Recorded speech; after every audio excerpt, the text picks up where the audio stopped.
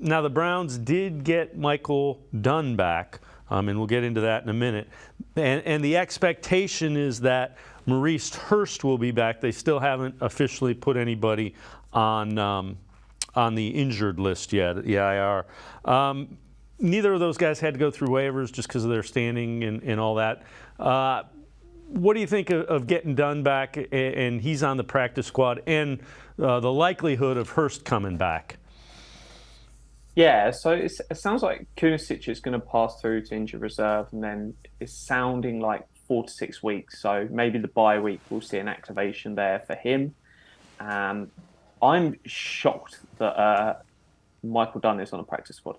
For me, he is comfortably deserving of being on a 53-man roster for 18. If that's not the Browns, I don't know what other teams around the league are looking at. He's one that I thought a team would easily offer him a deal and bring him in.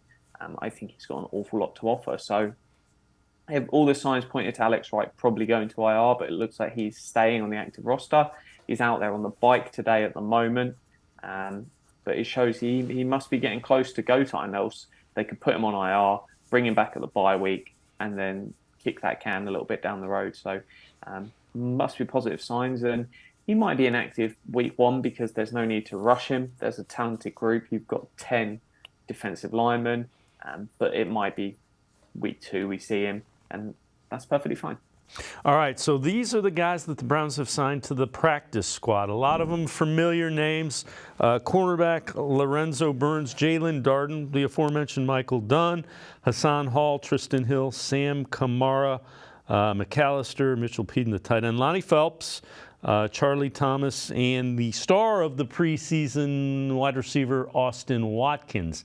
In addition, these are guys that they signed to the practice squad from other teams. So Haversick, Lucas Haversick, a kicker, so a younger kicker, not an experienced guy. And the last two are really intriguing. Alex Leatherwood, former first-round pick, 17th overall from the Raiders, was cut. And when he said that, I said, that's a guy that I want to see Callahan get a shot at, and they did, in fact, sign him to the practice squad. And then P.J. Walker, folks that have watched this knew I was looking for a guy that had played some officially in his 4th year out of Temple, undrafted free agent by the Colts, played in the XFL.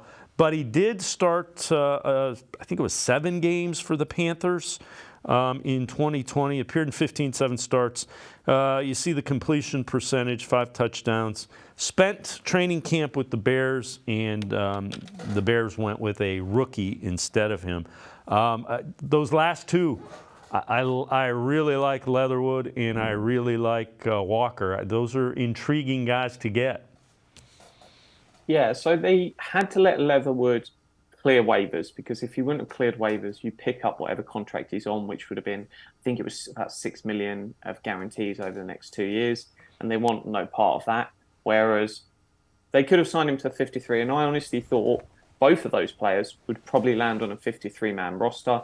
But Leatherwood, they've managed to get him to the practice squad, and it's probably one, if you're looking to rebuild your career as an offensive lineman, Cleveland's top of that list, and that is because of Bill Callahan, because of the talent that's around there.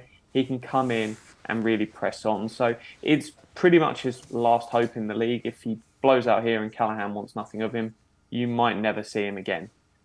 So interesting to see what he provides. But if it does work and he pulls it together, this is a guy that could easily has that talent to be in a starting offensive line. He could be our right guard in 2024.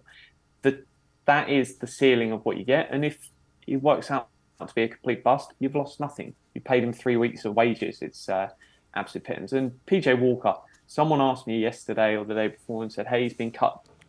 Do you see him as a candidate? And I was like, no, he's just never going to not be on a 53-man roster. I was like, no, just you're too optimistic. And to get a player like him is a really, really positive sign, because it's on the practice squad. That helps everyone in training. Great scout team quarterback, and nice to see.